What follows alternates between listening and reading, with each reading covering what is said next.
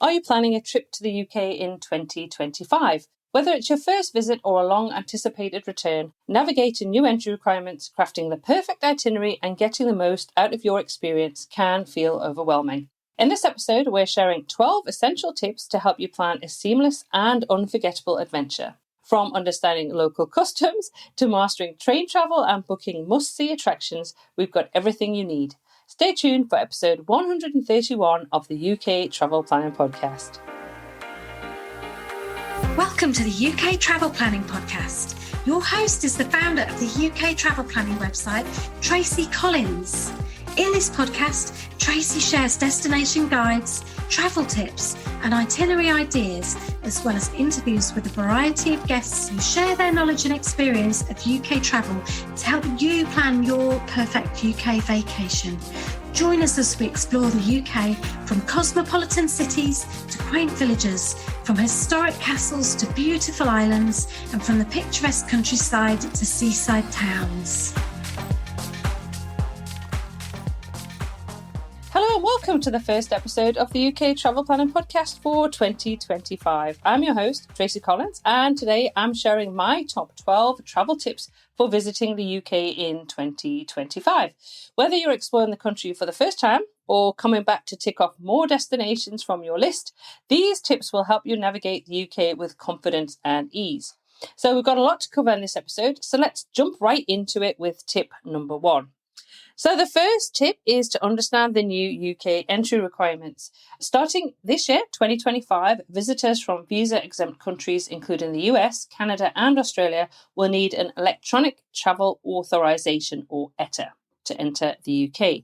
Similar to the ESTA in the US, the ETA is a simple process involving an online application, a small fee, and a quick approval timeline. So you'll need to have this in place before you travel. So this new system is designed to enhance security and streamline entry, but it's crucial to apply in advance to avoid any travel or possible travel disruptions. I recommend that you head to the UK government website for the most accurate and up-to-date information, and I will add a link in the show notes for that. So tip number 2 is to plan your itinerary wisely. We know that planning a trip to the UK can feel overwhelming. There's so many incredible destinations to choose from. And to ensure your itinerary is seamless and stress-free, here are some key steps and resources that will guide you. So if you're struggling from where to start, I recommend our free 5-step UK itinerary planning challenge. It's a perfect tool. And this little course breaks down the planning process into manageable steps, which will make your trip preparation less stressful and more fun. It also comes with a free and fun workbook, which you can fill in as you work through the challenge. So our challenge guides you step by step to plan your perfect UK trip. So you can start by organising your travel goals, gathering inspiration for must-see destinations, and then prioritise your itinerary and narrow down your list to ensure it isn't too packed. Balance iconic attractions with some relaxation, plan your logistics for seamless travel, and finalise a practical and realistic itinerary tailored to your preferences. So why not start the challenge today? You will find a link in this week's show notes, so you can start it right now. And next, I would recommend that you check our comprehensive planner, which you can be found on the uktravelplanner.com website, and offers a wealth of tools and tips which will help you structure your adventure. It involves practical advice about transport, recommendations for must-see attractions. So really, it's a go-to resource for trip preparation. We've had lots of feedback from readers and in podcast episodes from guests, trip reports about how helpful they've actually found that. So you can access the UK Trip Planner at the UK Travel Planner website. Again, I'll put a link to that in the show notes. So you've got 2 options. The 5-step challenge is videos. So it's basically you can watch me chat through the different steps and then use the workbook if that's what you prefer. Or if you like to just read something, you can access our UK Trip Planner, which is on the uktravelplanner.com website. So you've got 2 options there. So let's give you a few quick tips from me, though, which will help you when you come to start planning your itinerary. Because it's really important to remember to focus on your priorities. So start by identifying the must-see destinations and activities that are most important to you. But also be sure to involve everyone in your travel group in the planning process. While you might not be able to fit everything into a first visit, this ensures that everyone feels included and excited about the trip. And this is something that I do now when Doug and I are planning a trip anywhere in the world. Really, we'll sit down and kind of prioritize what it is that we want to see. And I know when we traveled, when my daughter was younger, we would sit down with her and say, you know, this is where we're thinking about going. What would you like to see in this particular destination? Second thing is to avoid overpacking your schedule. So leave room in your itinerary for some flexibility and spontaneity. It's really easy to fall in the trap of over planning, and I have been guilty of this myself. Absolutely. It's just easy to fall into. You know, some of our most unforgettable travel experience have really come from last minute decisions. Like we added a trip to Orkney into our North Coast 500 trip in 2022, which you can hear about in our episode 30 of the podcast when we talk about that actual road trip itinerary and what we did and what we saw. And that was a very much a last minute decision. We were lucky enough to be able to book onto the ferry, and it was great. Honestly, it was absolutely fantastic. It was a really good decision to do that, and it worked out really well for us. But again, that was kind of a little bit of spontaneity in there. Group your destinations logically. And, you know, I know when you look at the UK, it looks small on a map, especially if you're coming from Australia or the States. But honestly, journeys can take much longer than you expect. So I recommend really trying to think about, you know, nearby attractions, to, like, cluster them together on your itinerary. So you're not kind of bobbing from one part of the country to another part of the country, because the distances are actually larger than you probably think. Or even if the distance doesn't look a lot, the journey can take you a lot longer than you may expect. So also consider seasonal factors. So adjust your plans based on the time of year to make the most of your trip. So, and I know sometimes you don't get a choice about when you can have your holidays depending on what sort of job you do. But if, you know, summer offers longer days and it's perfect for exploring multiple attractions, taking scenic drives, but it also peak travel season. So you're going to expect larger crowds at popular sites. It's busier on the roads, so things can take, you know, just busier, take longer to do and longer to get to. But you do have all day because you have, you know, much more daylight. In contrast, winter brings much shorter daylight hours, which can significantly impact your sightseeing opportunities. So outdoor activities might need to be condensed, and you'll want to plan for more indoor alternatives. The weather is another important consideration, as the UK conditions can be unpredictable. Rain showers, strong winds can disrupt outdoor plans. So always have a backup option, such as visiting a museum or enjoying a cozy tea room. So taking seasonal factors into account will help you create a more enjoyable and realistic itinerary. If you need additional assistance when it comes to sorting out your itinerary, why not book a UK trip planning consultation with Doug and me? Whether you're refining an existing itinerary or need guidance to bring your plans together, we are here to help. So we'll review your plans, answer logistical questions, provide recommendations for transportation, accommodation, tours, and activities. And of course, we'll help you enhance your UK adventure with tailored advice, insider tips, and recommendations for hidden gems you won't want to miss. So feedback from previous clients has been that they found our consultations invaluable for easing their planning stress, and that we often answer questions they didn't even know they had. And they've also shared that this personalised support is the key to creating a memorable and enjoyable trip. So we are open for January and potentially into halfway through February for consults. So do pop onto the website and book. We have limited slots. We tend to get booked up ahead of time. So I know we've already got some, I'm actually recording this at the beginning of December, and I know we've already got some bookings already for some slots in January. So this episode goes out at the beginning of January. So jump on if you want to book one of those slots and get that booked. So really, smart planning really is the key to an unforgettable UK adventure. And with the right guidance and resources, you can explore the very best the UK has to offer with confidence. And at UK Travel Planning and London Travel Planning, we provide everything you need to make that happen.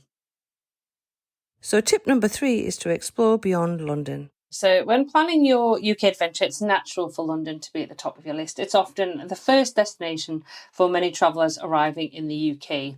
Now, London is a fabulous city, and it's brimming with history, culture, and world-class attractions. But while the capital is undoubtedly a highlight, honestly, and I love London, I have to say, the UK has so much more to offer beyond its bustling and busy streets. So if you only stick to London, you'll miss out on the charm, history, and natural beauty that's waiting to be discovered across England, Scotland, Wales, and Northern Ireland.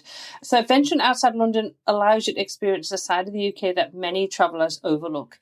And here's just some reason why it's worth exploring further. So you will get diverse experiences. So from medieval cities like York to the dramatic landscapes of Scotland's Highlands, Every region has its own unique character and stories. You'll discover a rich history of the UK. So you'll find sites like Bath's Roman-built baths or Edinburgh's Royal Mile that give a deeper insight into UK's fascinating past. And also, you'll get to see some of the scenic beauty of the UK. So the rolling countryside of the Cotswolds, the rugged coastlines of Wales, and the serene lakes of the Lake District offer a peaceful retreat from city life. So if you plan to base yourself in London now, there are plenty of incredible destinations within easy reach for a day trip, such as Oxford, Bath, Windsor, Canterbury and Cambridge, and you will find further suggestions in our podcast episodes 96 and 97, which are dedicated to day trips from London. You'll also find detailed articles packed with tips on our londontravelplanning.com website, and I will link to those articles and actually those previous podcasts in the show notes. But if you can, don't stop at exploring more of England, though, as Scotland, Wales and Northern Ireland each offer something truly special. So Edinburgh is a must-see with its iconic castle and atmospheric streets. And we are actually spending 6 weeks there in January and February, which is going to be amazing. So do check us out on Instagram. And we're going to also be doing some YouTube videos from Edinburgh as well. So it's amazing. We love Scotland and we love Edinburgh. But, just if you're in Edinburgh, don't forget also to venture further to the islands. We love the Isle of Skye, we love the Orkneys, or to the Highlands where you're going to find jaw-dropping scenery and, of course, whisky distilleries. In Wales, you've got Cardiff's castle, you've got Snowdonia's dramatic peaks, and Wales is a treasure trove of history and natural beauty. And in Northern Ireland, where we recently spent some time, you can discover Belfast's Titanic Quarter, you've got the Giant's Causeway, and some of the beautiful coastal towns on the Causeway coastal route as well. So to visit any of these destinations easier, we have a wealth of resources on our websites and podcasts to help you explore beyond London. And again, by stepping beyond London, you'll open the door to a richer and more diverse UK experience. So whether it's soaking in the Georgian elegance of Bath, walking Edinburgh's Royal Mile, or standing in awe of Wales's rugged coastline, venturing further will reveal the true essence of the UK. So if you can, try to get outside of London. It really will be worth it. And I'd love to know where you are planning to explore next. So on to tip number 4, which is to consider how you will get around. So how you choose to get around the UK can significantly impact your travel experience. So it's worth exploring your options and planning ahead. So the 2 most popular methods for navigating the UK are by train or by car. And each has its pros and cons depending on your itinerary, travel style and preferences. So if you decide that you want to explore the UK by train, it's a great way to get around the UK, as Doug will always attest to. And the UK boasts one of the most extensive and scenic rail networks in the world, so making train travel a fantastic option. It really is for day trips and long adventures. So if you're new to the UK train system, I know you may have lots of questions, such as, which ticket options are best? How do I purchase tickets? How do I make seat reservations? Do I need to make seat reservations? How do I plan a practical train itinerary? And questions like what time should I arrive at the station? What facilities are available, for example, Wi-Fi or refreshments, etc. So we know that these are questions that come up time and time again that are quite stressful if you're not used to train travel. So to answer all these questions and more, Doug actually wrote an essential guide to UK train travel ebook. Now that is a comprehensive ebook, I'll say ebook, so you download it, which is packed with everything you need, which will help you confidently navigate the UK's rail network. And we've had some fantastic reviews of that and feedback about just how good our train book is. And it's our bestseller. It does so well. And we know that if you are planning train travel, really, we highly recommend that you do purchase that. And I will put a link in the show notes to that. We also have lots of additional train travel resources on the website. We have lots of podcast episodes, which I'll link to again in the show notes. Plus, we have a UK Train Travel Tips Facebook group, which Doug runs, which is also available to join. So whether you're planning a scenic train trip through Scotland or hopping on the Eurostar to Paris for a day, which I did recently, train travel offers a convenient and eco-friendly way to explore the UK without a doubt. But it's not the be end and end all. I know some of you may want to drive, and if you're looking to explore off the beaten path locations, hiring a car is another excellent option. It will give you flexibility to visit remote areas, small villages, national parks that aren't as easily accessible by train.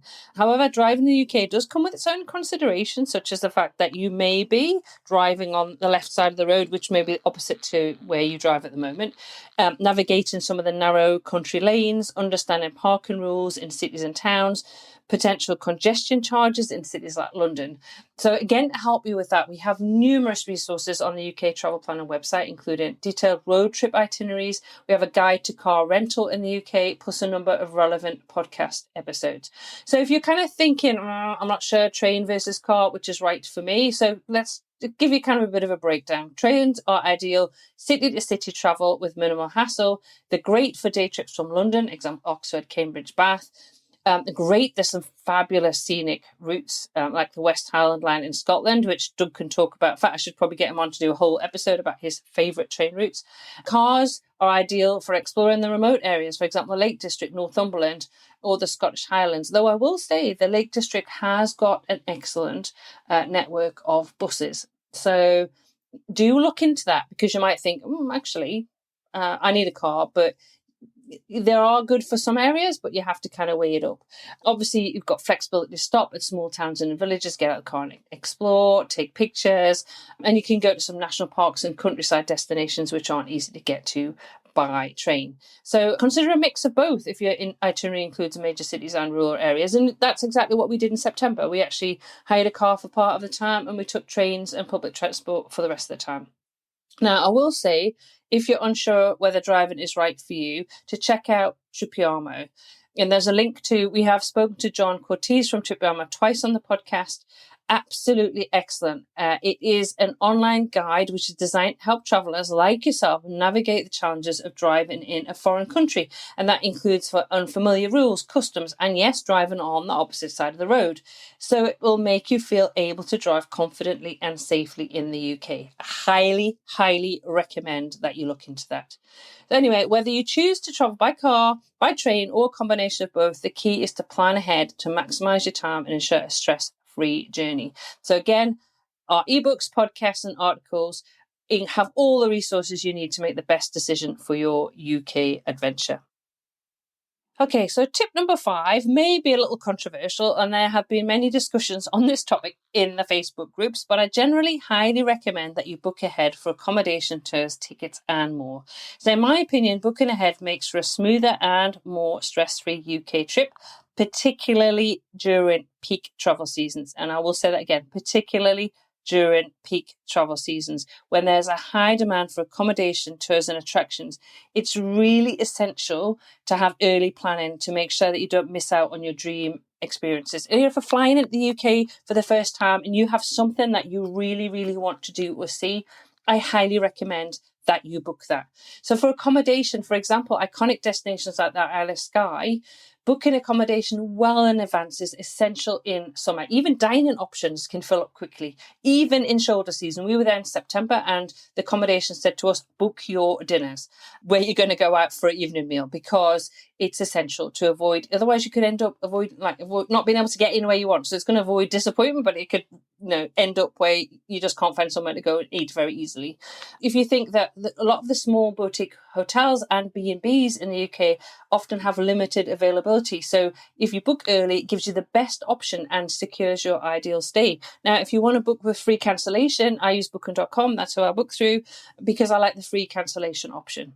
Another thing to consider booking ahead of time are your tours and guides, so that you can secure those unique experiences early. So private driver guides and bespoke tours are highly sought after in regions like Yorkshire, Scottish Highlands, the Cotswolds, and these personalised experiences often sell out months ahead, especially in summer.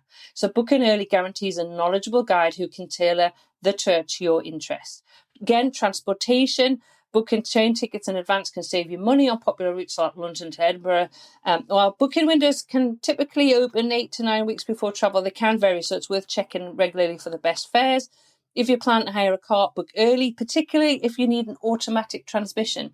Automatics are less common in the UK and in high demand during peak travel times. Again, Transfer, if you want to book a transfer, airport transfer, maybe a transfer from London to somewhere else, again, recommend early booking it ahead. And I was talking to Riz, our partner, who does all our London airport transfers and beyond, XFA cars, and he was telling me he's already got bookings well into next year.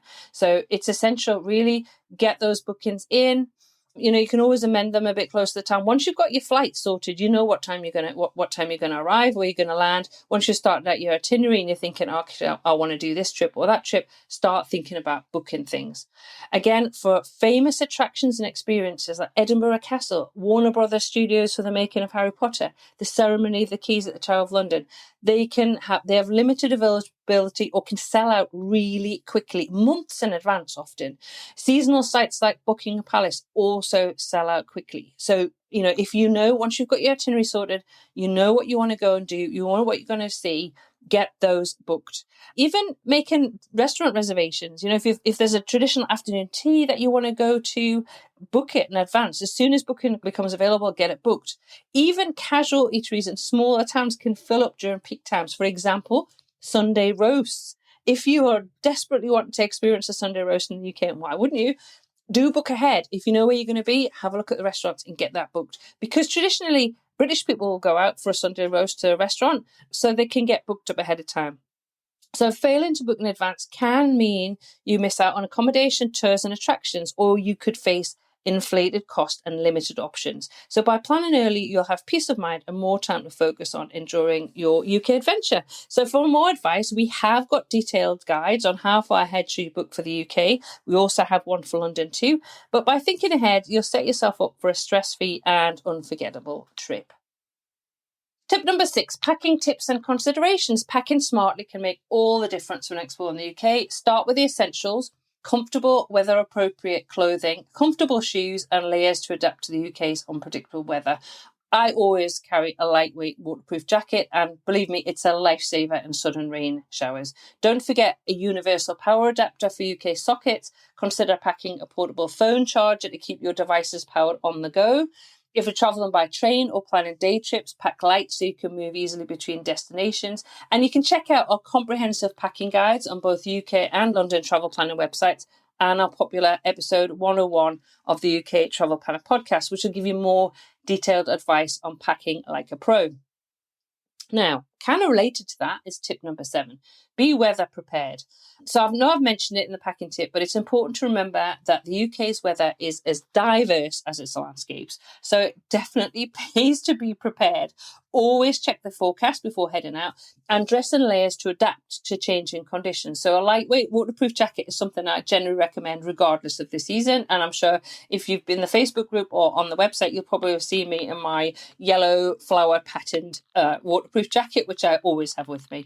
So examples of extremes, just to give you kind of an idea, is we went to the Orkney Islands in May 2022 and the wind chill reduced the temperatures to below freezing. And that was May. And then 2 months later, we sweltered with temperatures of over 42 degrees in July during a visit to Highclere Castle. Now, those are centigrade. I'm not 100% sure what they are in Fahrenheit, but it was very, very, very hot. So that's over 100. So, you never know with the UK weather. It really is the only predictable thing about the UK weather is it's unpredictable. So if the weather disrupts your plans, have indoor activities like museums or cafes as backups, and just have flexibility to adapt to the elements. So, it shows that you won't miss out whether it's raining or it's sunny. So tip number 8 is respect local customs and etiquette. So understanding and respecting local customs can enhance your experience in the UK. So simple things like queuing politely. So we love to queue, right? I think we're born queuing. And if you don't queue, so if you push in, we won't actually say anything verbally, or I would expect that we probably wouldn't. I know I wouldn't. But what we will do is we will give you the stare, and we will let the stare do the talking. If you've done this, you will know exactly what I'm talking about. If you're on public transport, let passengers off before boarding. I've noticed in London recently, there's far less of that. People are kind of barging in when you're actually trying to get off. But it's really just polite just to let people get off the tube or train before you try to get on. When I talk about the tube as well, talking loudly on the tube is really generally frowned upon. And you will notice that people do not make eye contact. it's like a national, I don't know if it's a sport or ability to be able to do that. Quick one about tipping. Tipping in the UK is modest compared to some countries. 10% to 15% is the standard in restaurants, but it's not expected in pubs. Again, we have relevant articles and podcasts to help with these commonly asked questions and concerns, and I will link to them in the show notes. Tip number 9 is stay connected. We're thinking about apps here and eSIMs. Staying connected while travelling in the UK is really essential for navigating with ease and making the most of your trip. If you're visiting from abroad, consider using an eSIM or purchasing a local SIM card for affordable and reliable data and calls throughout your stay. eSIMs are hassle-free, allowing you to connect instantly without needing a physical card. And to be honest, I found them incredibly easy to install and use myself. And this is actually now my preferred method. If you're unsure which option suits you best, check out our article comparing the different ways to stay connected in the UK, which is linked in the show notes. For added security, I also recommend using a VPN or virtual private network, which protects your personal information when using public Wi-Fi, which you'll find commonly in cafes, hotels, and train stations. But it's a simple tool that gives you peace of mind and ensures your data stays private while you're online. We also have a detailed article covering our favourite apps to enhance your UK trip, so be sure to read our guide on the best travel apps for visiting London and the UK. From navigation tools, for example, like Citymapper, Google Maps, to essential apps for train travel and dining reservations, being connected ensures you're equipped with everything you need really for a stress-free and enjoyable UK adventure. Tip number 10 is support local. Choose small British-owned businesses. One of the best ways to enhance your UK adventure is by supporting local businesses. So we've connected with incredible partners across the UK, all of whom share a passion for providing exceptional, personalised experiences. These are not large corporations, but small, homegrown businesses run by dedicated locals who take pride in showcasing the best of their regions. From Victoria of Cotswold Teacup Tours, offering charming private tours through picturesque villages, to Andrew of Expedition Yorkshire, sharing the magic of this historic region, our partners provide unique, authentic experiences you won't find anywhere else.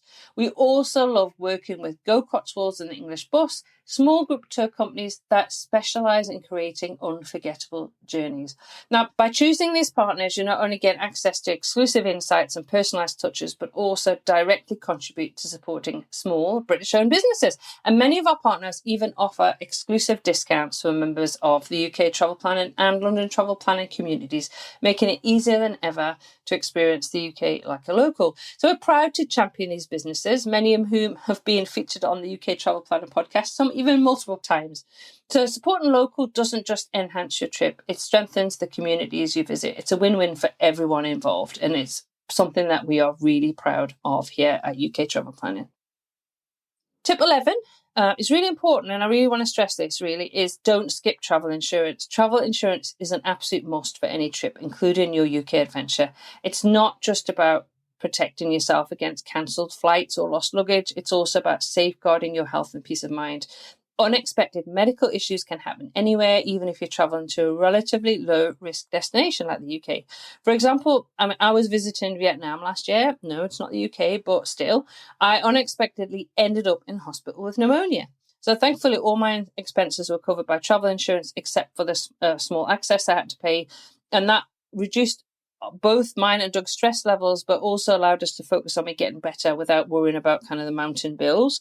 When choosing a policy, make sure it includes adequate medical coverage, cancellation protection, and coverage for lost or delayed belongings. Even in the UK, having travel insurance can provide added security for unforeseen situations, especially if you're travelling from abroad and aren't eligible for NHS care. So I know travel insurance may feel like an extra expense, but it's a small price to pay for peace of mind it brings. Trust me, it is absolutely worth it. And my last tip, and last but not least, is to use all our resources and avoid overwhelm. So we've created a wealth of resources to make the UK trip planning as easy and stress-free as possible, from detailed articles and downloadable guides to podcast episodes packed with insider tips. We've got you covered for every stage of your journey. So one important thing that I want you to consider is don't overwhelm yourself by asking the same questions across multiple Facebook groups or forums. I've seen this so many times, really, and this just leads to hundreds of conflicting answers, which could leave you feeling more confused and stressed. Honestly, stick with us. Our resources and community are designed to provide clear, concise, and expert advice to help you reduce the overwhelm and stay focused on enjoying the planning process. So check out our websites, join our friendly Facebook groups, and tune in to the podcast for reliable guidance on every aspect of your trip. Whether you're planning a day trip or a 2-week adventure, we're here to turn your travel dreams into reality. Thank you for tuning in to this week's episode of the UK Travel Planning Podcast. As always, show notes can be found at uktravelplanning.com. If you've enjoyed the show, why not leave us feedback via text or a review on your favourite podcast app? We love to hear from you, and you never know, you may receive a shout out in a future episode. But as always, that just leaves me to say, until next week, happy UK travel planning.